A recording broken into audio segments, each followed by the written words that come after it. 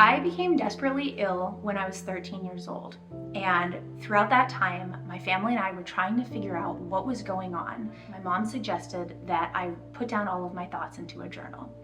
I had no idea at the time just how valuable that journal would become to me. I began writing in it nearly every day, and it became a place, a safe place for me to write all of my thoughts and feelings down. And that journal became the foundation for my memoir, Finding Resilience.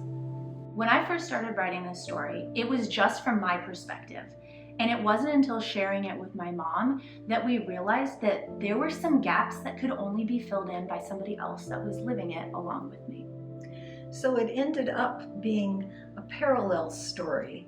So it started with her experiences, but it was interwoven with my experience. So just like she had to find resilience as a young patient, I had to find resilience as a mother. The book is really how both of us grew through this experience. We were being told by many of the people that we went to that chronic Lyme disease didn't exist and that she was just making it all up.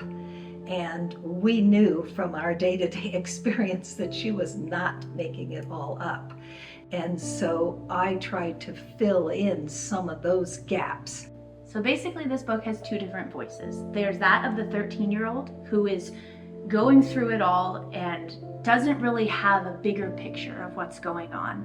And then there's the voice of my mom, who also didn't know a lot of the bigger picture going on and was learning it on the fly, but we have very different perspectives.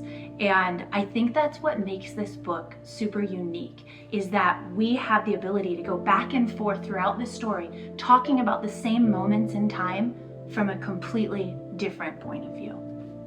I did not have an appreciation for how deep her depression was. She was very, very depressed throughout all of this, and it was very dark. And those were very difficult passages for me to read, even now, 15 years later. I really feel like we had a good relationship anyway after surviving all that stuff the first time and revisiting it later on the printed page sort of deepened our relationship even more. Agreed. This book is called Finding Resilience. It is about a 13-year-old girl who is finding the strength to push through seemingly impossible circumstances. I have a favorite moment, but you're just gonna have to read it because I'm not giving that one away. Ditto.